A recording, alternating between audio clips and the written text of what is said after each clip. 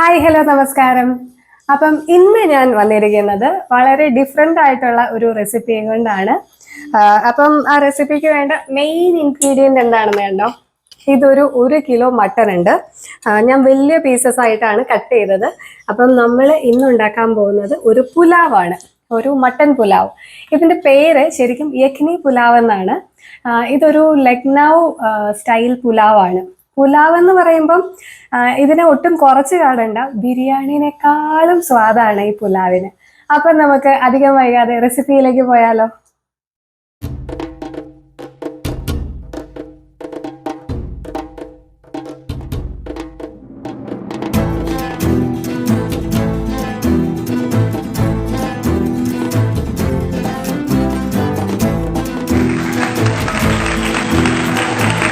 അപ്പം ആദ്യം തന്നെ നമുക്ക് മട്ടൺ പീസസ് നന്നായിട്ട് കഴുകി വൃത്തിയാക്കി എടുക്കണം. അതിൻ്റെ വെള്ളമൊക്കെ ഡ്രെയിൻ ചെയ്തൊക്കെ കളഞ്ഞ് നല്ല കഴുകി വൃത്തിയാക്കി എടുക്കണം. ഇതിന് ശേഷം നമുക്ക് ഇതിനൊന്ന് മാരിനേറ്റ് ചെയ്യണം. ഒരുപാട് താമസമൊന്നുമില്ല കേട്ടോ. നമ്മൾ മാരിനേറ്റ് ചെയ്ത് കഴിഞ്ഞിട്ട് ഒരു 10 to 15 minutes വെച്ചാൽ മതി. നമുക്ക് പെട്ടെന്ന് ചടപടേന്ന് ഉണ്ടാക്കാം. അപ്പം ഇതിന് നമ്മൾ സ്പൈസസ് ആയിട്ട് ഇതിലേക്ക് ഇപ്പം ആഡ് ചെയ്യേണ്ട സാധനങ്ങൾ ഇത്രയാണ്. കാണാവോ? ഇതിൽ എന്തൊക്കെയുണ്ടെന്ന് ഞാൻ പറയാം.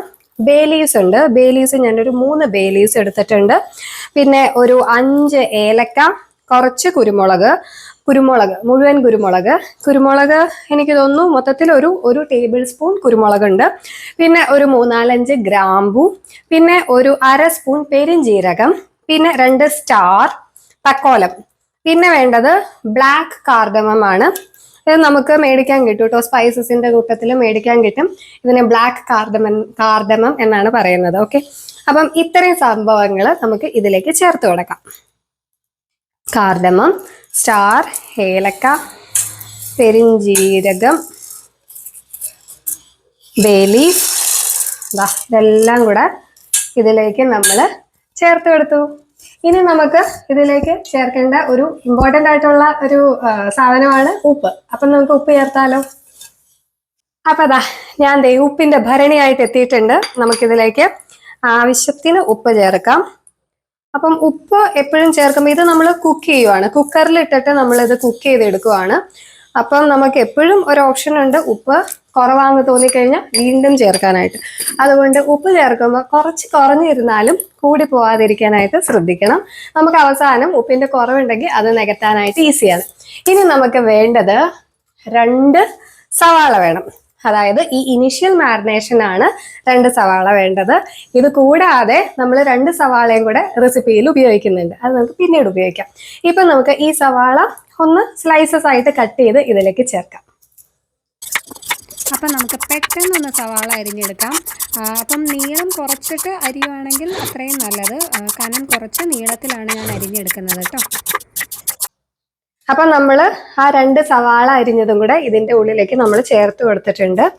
ഇനി ഇതിലേക്ക് നമുക്ക് അടുത്തതായിട്ട് ചേർത്ത് കൊടുക്കാനുള്ളത് തൈരാണ്. അപ്പം തൈര് ചേർത്താലോ?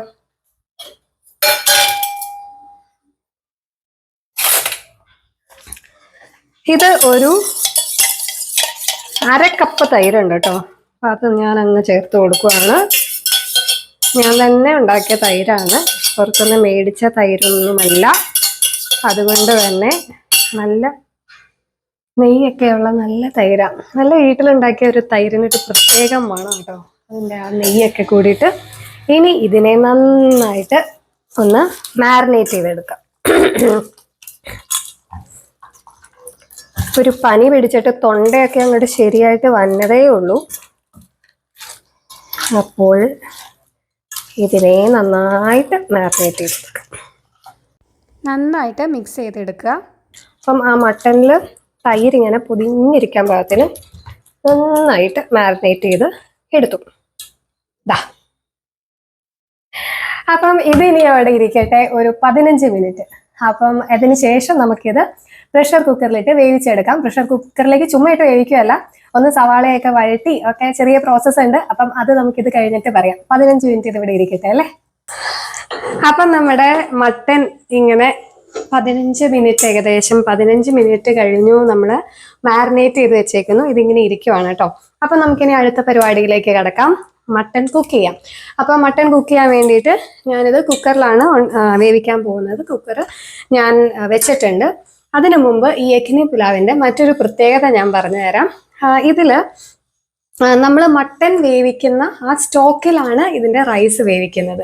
അപ്പം ആ സ്റ്റോക്ക് നമ്മൾ മട്ടൺ വേവിച്ച് കഴിഞ്ഞ് പീസസ് ഒക്കെ മാറ്റിയെടുത്തിട്ട് ആ സ്റ്റോക്ക് ഫിൽട്ടർ ചെയ്തെടുത്ത് ആ സ്റ്റോക്കിലാണ് റൈസും പിന്നെ ഒന്നും കൂടെ മട്ടനൊക്കെ ഒന്ന് ബാക്കി കൂടെ വേവിച്ചൊക്കെ എടുക്കും. അപ്പം അതൊക്കെ ഞാൻ വഴിയെ പറയാം. അപ്പം അതാണ് ഇതിൻ്റെ പ്രത്യേകത. വേറൊരു പ്രത്യേകത എന്ന് പറഞ്ഞിട്ടുണ്ടെങ്കിൽ ഇതൊരു വൈറ്റ് പുലാവാണ് കേട്ടോ. ഇതിലേക്ക് കളേഴ്സ് ഒന്നും നമ്മൾ ആഡ് ചെയ്യുന്നില്ല. കളേഴ്സ് എന്ന് ഞാൻ ഉദ്ദേശിച്ചത് മുളക് പൊടി, മഞ്ഞൾപ്പൊടി അങ്ങനത്തെ ഐറ്റംസ് ആണ്. ഇങ്ങനത്തെ യാതൊരു ഐറ്റംസും ആഡ് ചെയ്യുന്നില്ല. അപ്പം ഇതിലേക്ക് ഇനി നമുക്ക് ഈ കുക്കറിലേക്ക് ആവശ്യമായിട്ടുള്ള സാധനങ്ങൾ, ഓഫ് കോഴ്സ് നമ്മളെ മാരിനേറ്റ് ചെയ്ത് വെച്ച മട്ടൺ ആവശ്യമുണ്ട്. പിന്നെ കുറച്ച് കൊറിയാൻഡർ സ്റ്റെം ആണ് ആവശ്യം. കണ്ടോ, ഇത് ആ തണ്ടാണ് കൂടുതലും, ഇല കുറവാണ്. ആ തണ്ടാണ് നമ്മൾ ഇതിലേക്ക് ഇടാൻ പോകുന്നത്. പിന്നീട് നമുക്ക് ആവശ്യമുള്ളത് ഞാൻ എടുത്തു വെച്ചിരിക്കുന്നത് ഒരു 6 നല്ല എരിവുള്ള പച്ചമുളകാണ്. അപ്പം അതാണ് ഇതിൽ ആകെ കൂടെ എരിവിന് ചേർക്കുന്ന ഒരു ഐറ്റം എന്ന് പറയുന്നത്. പിന്നെ കുറച്ച് കുരുമുളക് അതിൻ്റെ ഫ്ലേവറിന് വേണ്ടിയിട്ടാണ് ഇട്ടേക്കുന്നത്. അതിൽ നിന്ന് വലിയ എരിവൊന്നും കിട്ടാനില്ല. അപ്പം മെയിനായിട്ട് ഈ പുലാവിന് കുറച്ച് എരിവ് കൊടുക്കുന്ന സാധനം എന്ന് പറയുന്നത് ഈ പച്ചമുളകാണ്. അതുകൊണ്ട് എരിവ് കൂടുതൽ വേണമെന്നുള്ളവർ കൂടുതൽ പച്ചമുളക് ചേർക്കുക. പക്ഷെ ഈ പുലാവ് ജനറലി ഒരു മൈൽഡ് ആയിട്ടുള്ള എന്നാൽ വളരെ ഫ്ലേവർഫുൾ ആയിട്ടുള്ള ഒരു പുലാവാണ്. അതുകൊണ്ട് ഒരുപാട് എരിവ് ചേർക്കാത്തതാണ് അതിൻ്റെ ഒരു സ്വാദ്. പിന്നീട് ഞാൻ ഒരു വലിയ കഷ്ണം ഇഞ്ചി അരിഞ്ഞെടുത്തിട്ടുണ്ട്. അതുപോലെ ഒരു കുടം വെളുത്തുള്ളി എടുത്തിട്ടുണ്ട്. ഇനി നമുക്കിതിലേക്ക് 2 സവാള വേണം. 2 സവാള നീളത്തിൽ അരിഞ്ഞത്, അതും ഞാൻ അരിഞ്ഞെടുത്തിട്ടുണ്ട്. അപ്പം നമുക്ക് തീ ഓൺ ചെയ്തിട്ട് കുക്കർ അവിടെ ഇരുന്ന് ചൂടാവട്ടെ. നമുക്ക് കുക്കറിലേക്ക് ആദ്യം ഒരു 2 സ്പൂൺ സൺഫ്ലവർ ഓയിൽ ഒഴിച്ച് കൊടുക്കാം. അതുപോലെ ഒരു 2 സ്പൂൺ നെയ്യ് ഒഴിച്ച് കൊടുക്കാം കേട്ടോ. അപ്പം നിങ്ങൾക്ക് ഏത് നെയ്യ് വേണമെങ്കിലും ഉപയോഗിക്കാം. ഞാൻ വീട്ടിലുണ്ടാക്കിയ നെയ്യാണ് ചേർക്കുന്നത്. പിന്നീട് 1 സ്പൂൺ ജീരകം ഇട്ട് കൊടുക്കുക. ജീരകം പൊട്ടി വരുമ്പം നീളത്തിൽ അരിഞ്ഞ് വെച്ചിരിക്കുന്ന ആ 2 സവാള അതും കൂടെ ചേർത്ത് കൊടുക്കുക. എന്നിട്ട് ഇത് നന്നായിട്ടൊന്ന് വഴണ്ട് വരണം. ഒരുപാട് ബ്രൗൺ നിറമൊന്നും ആവണ്ട, ജസ്റ്റ് ഒന്ന് ട്രാൻസ്പെറൻ്റ് ആയാൽ മതി. കാരണം നമ്മൾ വീണ്ടും ഇതിനെ കുക്ക് ചെയ്യും. അതുകൊണ്ട് കുക്കറിൽ വേവിക്കുന്നതുകൊണ്ട് തന്നെ അതൊന്ന് ട്രാൻസ്പെറൻ്റ് ആയാൽ മതി. പിന്നെ അതിൻ്റെ കളറ് മാറിപ്പോകണ്ട, അതും ഇമ്പോർട്ടൻ്റ് ആണ്. നമുക്ക് ഈ പുലാവ് എന്ന് പറയുന്നത് ഒരു വൈറ്റ് പുലാവാണ്. അപ്പം സവാള ഒത്തിരി വഴണ്ട് പോയാൽ അതിനൊരു ബ്രൗൺ നിറം വരും. അതുകൊണ്ടും കൂടിയാണ് അങ്ങനെ പറയുന്നത്.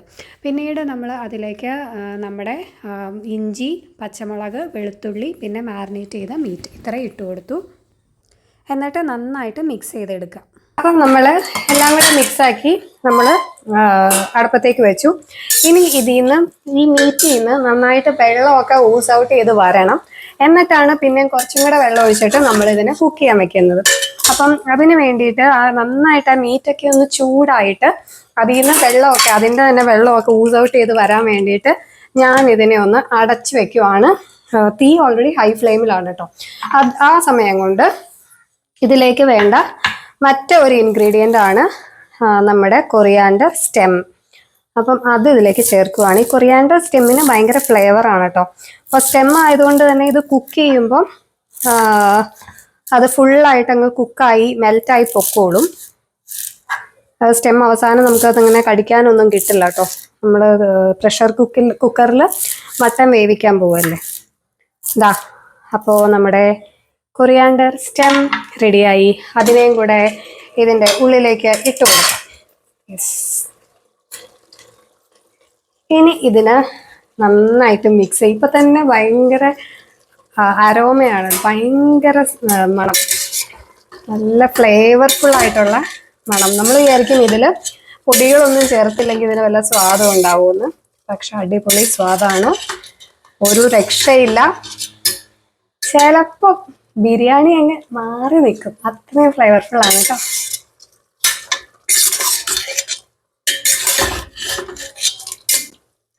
അപ്പം ഈ മീറ്റിൽ നിന്ന് അത്യാവശ്യം വെള്ളമൊക്കെ ഊസ് ഔട്ട് ചെയ്ത് വന്നിട്ടുണ്ട്.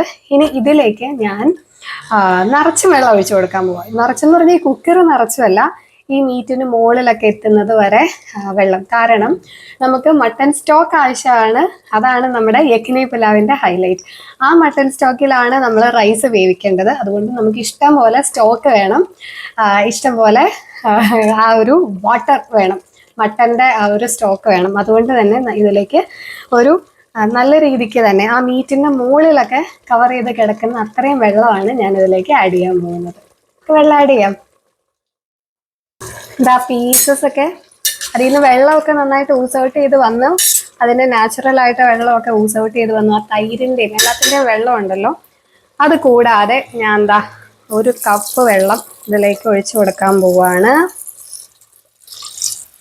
1 കപ്പ് വെള്ളം ഞാൻ ഒഴിച്ചു കൊടുത്തിട്ടുണ്ട്. 1 കപ്പ് കുറച്ചും കൂടെ ഒഴിച്ചു കൊടുക്കാം. അവസാനം ഞാൻ കാണിച്ചു തരാം കേട്ടോ ഞാൻ മീറ്റിന്റെ എത്രമാത്രം വെള്ളം ഒഴിച്ചു എന്ന്.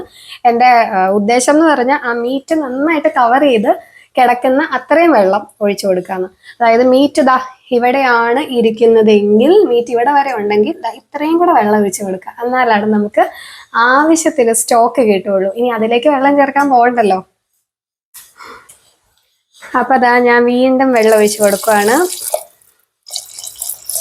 ഓക്കെ, ഇപ്പം ഏകദേശം ഞാൻ ഉദ്ദേശിച്ച അത്രയും വെള്ളം ഇതിലേക്ക് ആയിട്ടുണ്ട്.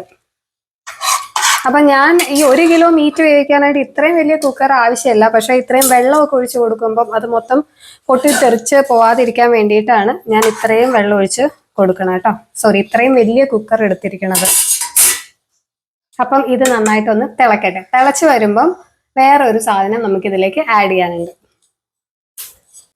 അപ്പം നമ്മുടെ ആ ഒരു ഗ്രേവിയൊക്കെ തിളച്ച് മറയുന്നുണ്ട്. അപ്പം ഈ ഒരു സ്റ്റേജിൽ നമുക്ക് ആഡ് ചെയ്ത് കൊടുക്കേണ്ടത് ഒരു ലേശം എന്നൊക്കെ പറഞ്ഞു കഴിഞ്ഞാൽ ഒരു 2 ഡ്രോപ്സ് ചൊറുക്ക വിനീഗർ. അപ്പം ഈ ഒരു 2 ഡ്രോപ്സ് ചൊറുക്ക ഇതിൽ എന്ത് മാജിക്കാണ് ചെയ്യാൻ പോകുന്നതെന്ന് തോന്നും. ഇത് നമ്മൾ ടേസ്റ്റിന് വേണ്ടിയിട്ട് ഒഴിച്ചു കൊടുക്കുന്നതല്ല. ഈ ചൊറുക്ക ഒഴിച്ചു കൊടുത്തിട്ട് ഇത് മിക്സ് ചെയ്ത് കഴിയുമ്പം ഇതിൻ്റെ മുകളിൽ ഇതിലുള്ള ഇമ്പ്യൂരിറ്റീസ് ഒക്കെ വരും എന്നാണ് പറയുന്നത്. അതായത് ആ പതയുടെ രൂപത്തിൽ ഇതിന്റെ മുകളിൽ വന്നുകൊണ്ടിരിക്കും. അപ്പം നമ്മൾ അതൊക്കെ ഒന്ന് പയ്യെ എടുത്ത് മാറ്റിയിട്ട് വേണം കുക്ക് ചെയ്യാനായിട്ട് വെക്കാൻ. അപ്പോൾ ഇതാ കുറച്ച് പതയൊക്കെ ഇതിന്റെ മുകളിൽ പയ്യെ പയ്യെ വന്ന് തുടങ്ങിയിട്ടുണ്ട്. അപ്പം അതൊക്കെ ഞാൻ പയ്യെ ഒന്ന് മാറ്റിയെടുക്കാം.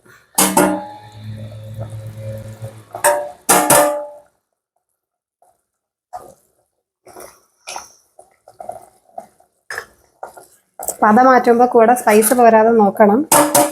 അത് മാത്രം മാറ്റിയാൽ മതി.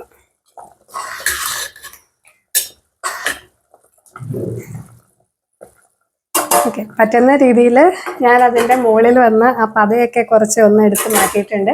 ഇനി ഞാനിത് അടച്ചു വെക്കുന്നതിന് മുമ്പ് നിങ്ങളെ ഞാനൊന്ന് കാണിച്ചു തരാം ഇപ്പോൾ ഇതിൻ്റെ ഫോം. ഇനി നമ്മളിത് അടച്ചു വെച്ചിട്ട് മീറ്റ് നന്നായിട്ട് കുക്ക് ചെയ്തെടുക്കാം. അപ്പം അത് കഴിഞ്ഞിട്ടാണ് ഇതിൻ്റെ ബാക്കി പുലാവിൻ്റെ പ്രോസസ്സ്. അപ്പം ഞാൻ കാണിച്ചു തരാം കേട്ടോ.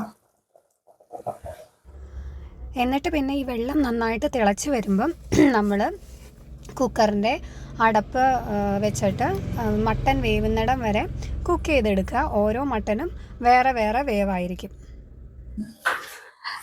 അപ്പം നമ്മുടെ മട്ടൻ നന്നായിട്ട് കുക്കായി കിട്ടിയിട്ടുണ്ട് കേട്ടോ. കുക്കായി കിട്ടി. അതിൽ നല്ല മട്ടൻ, നല്ല അടിപൊളി മട്ടൻ സ്റ്റോക്കൊക്കെ കിട്ടിയിട്ടുണ്ട്. ഇതാ അയ്യോ.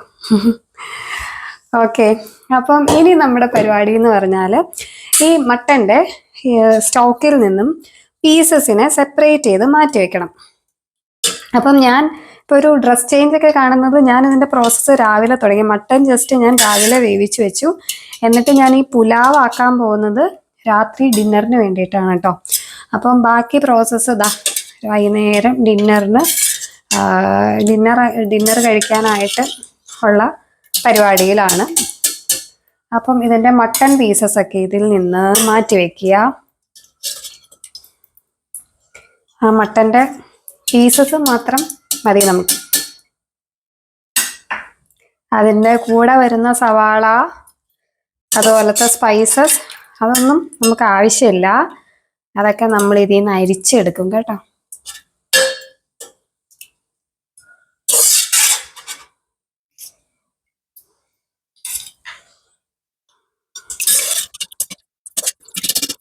കൂടെ കുറച്ച് സവാളയൊക്കെ പോരുന്നുണ്ട്. അത് നമുക്ക് അവസാനം ഒന്നും കൂടെ ഫ്രൈ ചെയ്യുമ്പോൾ മാറ്റാം. മട്ടനൊക്കെ നല്ല വെൽ കുക്കായിട്ടുണ്ട് കേട്ടോ. കുറച്ച് ലൈറ്റിൻ്റെ കുറവുണ്ടെങ്കിൽ എടുക്കട്ടെ. യെസ്. അപ്പം മട്ടൻ്റെ പീസസ് ഒക്കെ നമ്മൾ ഇതിൽ നിന്ന് മാറ്റിയെടുത്തു. ഇനി എന്താ പ്രോസസ്സ് എന്ന് പറഞ്ഞാൽ ഇതിൻ്റെ സ്റ്റോക്ക് മാത്രം നമ്മൾ ഒരു അരിപ്പയിലൂടെ അരിച്ചെടുക്കുകയാണ്. അതായത് ആ വാട്ടർ മാത്രമാണ് നമുക്ക് ആവശ്യമുള്ളൂ. ഇതൊരു വൈറ്റ് പുലാവാണ്. യഖ്നി പുലാവ് എന്ന് പറഞ്ഞാൽ തന്നെ വൈറ്റ് പുലാവാണ്.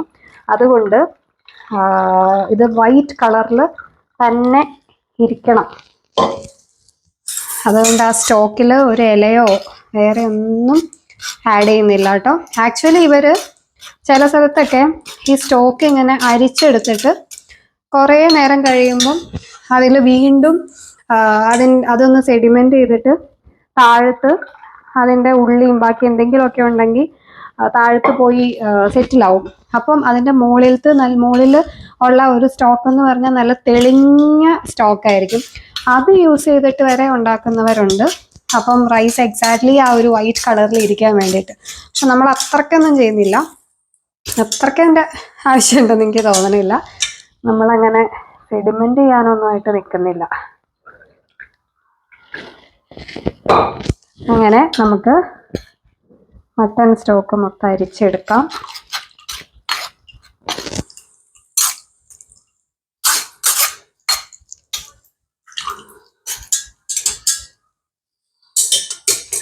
ഇതാ നോക്കിക്കേ, ഇത്രയും മട്ടൺ സ്റ്റോക്ക് നമുക്ക് കിട്ടിയിട്ടുണ്ട് കേട്ടോ. ഇത്രയും നമ്മൾ അരിച്ചെടുത്തതാണ്. ഇവിടേക്ക് ഇച്ചിരി ചാടിയിട്ടുണ്ട്, അത് സാരമില്ല, നമുക്ക് ക്ലീൻ ചെയ്യാം. അപ്പം നമ്മൾ ഇതിൻ്റെ ഫൈനൽ പ്രോസസ്സിലേക്ക് വന്നേക്കുവാണ്. നമ്മുടെ സ്റ്റോക്ക് ഇതാ ഇവിടെ റെഡിയാണ് കേട്ടോ. നമ്മുടെ സ്റ്റോക്ക് റെഡിയാണ്. അപ്പോൾ ഈ സ്റ്റോക്കിൽ ഉപ്പ് എന്തെങ്കിലും കുറവുണ്ടെങ്കിൽ ഈ സമയത്ത് നിങ്ങൾക്ക് ആഡ് ചെയ്യാം.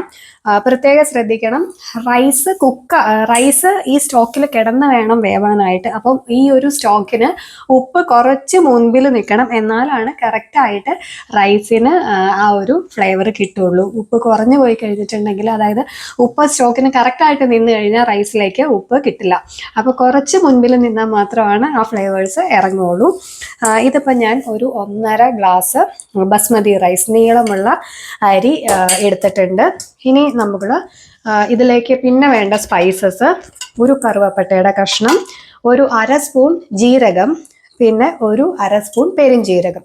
ഇനി നമുക്ക് ഇതിൻ്റെ തീ കത്തിച്ചു കൊടുക്കാം.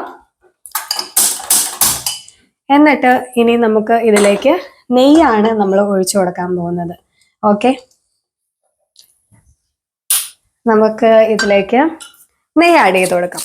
നെയ്യ് ഒരു 3 സ്പൂൺ നെയ്യ് ആഡ് ചെയ്തിട്ടുണ്ട്. നെയ്യ് നന്നായിട്ട് ചൂടായിട്ട് വരുമ്പോൾ നമുക്കിതിലേക്ക് സ്പൈസസ് ആഡ് ചെയ്ത് കൊടുക്കാം. സ്പൈസസ് ആയിട്ട് ഞാൻ എടുത്തിരിക്കുന്നത്, ഞാൻ നേരത്തെ പറഞ്ഞ പോലെ, കറുവപ്പട്ട, പെരുംജീരകം, നല്ല ജീരകം.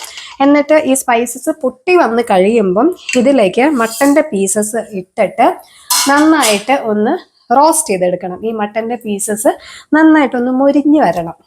അപ്പം അതാണ് ഇനി ചെയ്യേണ്ട പ്രോസസ്സ്. അപ്പം നെയ്യ് കിടന്ന് നമ്മുടെ നല്ല ജീരകം, പെരുംജീരകം, കറുവപ്പട്ട ഇത് നന്നായിട്ടൊന്ന് പൊട്ടി വന്നതിന് ശേഷം നമ്മൾ വേവിച്ച് വെച്ചിരിക്കുന്ന മട്ടൻ്റെ പീസസ് ഇതിലേക്ക് ഇട്ട് കൊടുത്തിട്ട് ഒന്ന് നന്നായിട്ട് റോസ്റ്റ് ചെയ്തെടുക്കണം. അതായത് അതിൻ്റെ ഔട്ടർ സർഫസ് ഒന്ന് ചെറിയ രീതിയിൽ ഒന്ന് മൊരിഞ്ഞ് വരണം.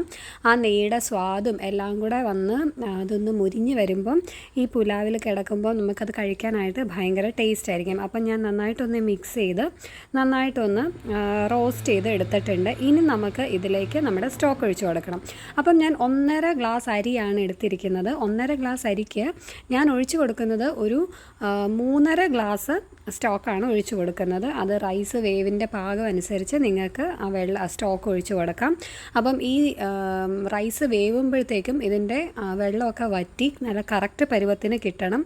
അതാണ് നമുക്ക് വേണ്ടത്. ഈ സ്റ്റോക്കിൽ കിടന്നാണ് നമ്മുടെ റൈസ് വേവാൻ പോകുന്നത്. അങ്ങനെ ഞാൻ മൂടി വെച്ചു. വെള്ളമൊക്കെ വറ്റി വന്നപ്പോഴത്തേക്കും നമ്മുടെ റൈസ് കറക്റ്റ് പരുവത്തിന് കിട്ടിയിട്ടുണ്ട് കേട്ടോ. ഒട്ടും കുഴഞ്ഞു പോയിട്ടില്ല. നല്ല വേറെ നിൽക്കുന്ന രീതിയിൽ തന്നെ നമ്മുടെ റൈസും കിട്ടിയിട്ടുണ്ട്. അതുപോലെ നോക്കിക്കേ, വൈറ്റ് പുലാവാണ്, പക്ഷേ നല്ല സ്വാദാണ് കേട്ടോ.